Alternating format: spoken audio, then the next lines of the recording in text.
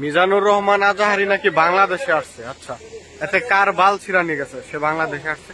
বাংলাদেশ কি আগের চাইতে উন্নত হয়ে যাবে? ব্যাপারটা এরকম। মিজানুর রহমানের মতো মিথ্যুক, ধোঁকাবাজ, বাটপার, ধর্ম ব্যবসায়ী কাঠমোল্লা সে বাংলাদেশে আসলেই কি না আসলেই কি?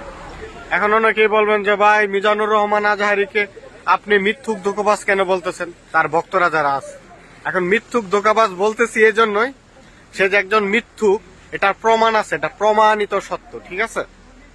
ইসলামে মিথ্যা কথা বলা মহাপাপ, ঠিক আছে? কিন্তু মিজানুর রহমান একজন ইসলামিক স্কলার হয়ে সেটা কিন্তু সে মানে না, ঠিক আছে? সে শুধুমাত্র তার ব্যবসা বাড়ানোর জন্য, তার যে ওয়াজ মাহফিলকে জনপ্রিয়তা বাড়ানোর জন্য সে সব সময় মিথ্যা কথা বলে গেছে, ঠিক আছে? একটা ওয়াজে আমি দেখছি মিজানুর রহমান আজহারি বলতেছে নীল আর্মস্ট্রং নাকি চাঁদে যায় আজান শুনতে পাইছে, ঠিক আছে? এখন প্রশ্ন হচ্ছে চাঁদে তো বায়ু নাই, ঠিক আছে? তাহলে সেখানে শব্দ কিভাবে পৌঁছাইবে বা শব্দ কিভাবে আদান প্রদান হবে? আমরা সবাই জানি, ক্লাস 5, 6, 8 এর পোলাপানও জানে যে চাঁদে কোনো বায়ু নাই, ঠিক আছে? তাহলে ওখানে আজান কিভাবে যাবে? এত দূর থেকে, পৃথিবী থেকে চাঁদে আজান কিভাবে চলে যাবে ভাই? মানে এগুলা মিথ্যা গল্প কাহিনী বানায়া বানায়া সে নিজের মানে জনপ্রিয়তা বাড়ায়। আর একটা সুযোগ নেই, ওই যে ধর্মান্ধ অশিক্ষিত একটা গোষ্ঠী তাদের ধর্ম বিশ্বাসকে পুঁজি করে সে হর হামেশাই ব্যবসা করছে, ঠিক আছে? প্রচুর ব্যবসা করছে, অনেক টাকার মালিক হয়েছে। এখন শুধু মিজানুর রহমান আজহারি না, এরকম বহু কাঠমোল্লা আছে, ধর্ম ব্যবসায়ী আছে, তারা এভাবে ব্যবসা বাণিজ্য করছে শুধুমাত্র মানুষের বিশ্বাসের পুঁজি করে।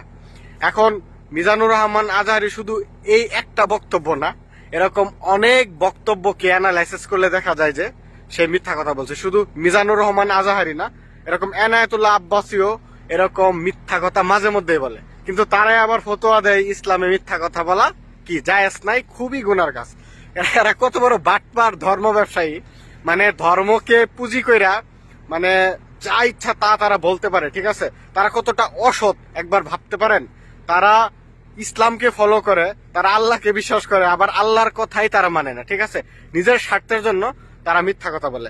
এখন মিজানুর রহমানকে আমি চ্যালেঞ্জ দিয়ে বলতে চাই, তোর বাপে কি চাঁদে জীবনে, মানে তুই কে, তোর বাপ, তোর 14 গোষ্ঠী কেউ কি সম্ভব চাঁদে আজান শোনা? শুধু আজান শোনা না, তোর বাপ 14 গোষ্ঠী কি চাঁদে কথা বলতে পারবো? যায় চাঁদে নভোচারী যারা যায় তারা একজন আরেকজনের সাথে মানে কথা বিনিময় আদান প্রদান করে কি এক ধরনের মানে যন্ত্রর মাধ্যমে, ঠিক আছে? আমি যদি চাঁদে যাই এভাবে কথা বলি সারাক্ষণ, কোনো শব্দ হবে না, কারণ চাঁদে বায়ু নাই। বায়ু ছাড়া শব্দ আদান প্রদান হতে পারে না, শব্দ উৎপন্ন হতে পারে না। বুঝতে পারছেন আপনারা? তো আজহারি কিভাবে বলে যে নীল আর্মস্ট্রং চাঁদে যায় আজান শুনতে পাইছে? প্রথমত চাঁদে বায়ু নাই, সেখানে শব্দ উৎপাদন হওয়া সম্ভব না।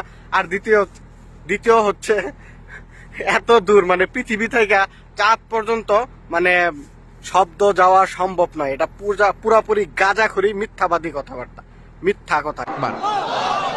আবার চাঁদের মধ্যে সে একটা মিউজিক শুনতে পেল। কি শুনতে পেল? চমৎকার একটা মিউজিক। কিন্তু পৃথিবীতে এসে কোথাও এই মিউজিক সে পায় না, কোথাও এই মিউজিকের ক্যাসেট অ্যালবাম খুঁজে পায় না। পরে আমেরিকার একটা প্রেয়ার হলের পাশ দিয়ে সে হেঁটে যাচ্ছে, হঠাৎ দেখে ওই মসজিদের ভেতর থেকে ওই মিউজিকটা বাজে যেটা সে চাঁদে শুনেছে। মসজিদে ঢুকে দেখে একজন লোক কানের মধ্যে 2 হাত দিয়ে এই মিউজিকটা বাজায়। আসলে এটা কি মিউজিক না আজান? চিল্লায় বলেন মিউজিক না আজান? সে ভিতরে ঢুকে মুয়াজ্জিনরে বলে, তুমি এত বড় সিঙ্গার, এত বড় মিউজিশিয়ান, তোমার গান, তোমার মিউজিক চাঁদেও বাজে, কি এটা? সে বললো এটা গান নয়, এটা মিউজিক নয়, এটা হচ্ছে আজান। চিল্লায় বলেন ঠিক কিনা?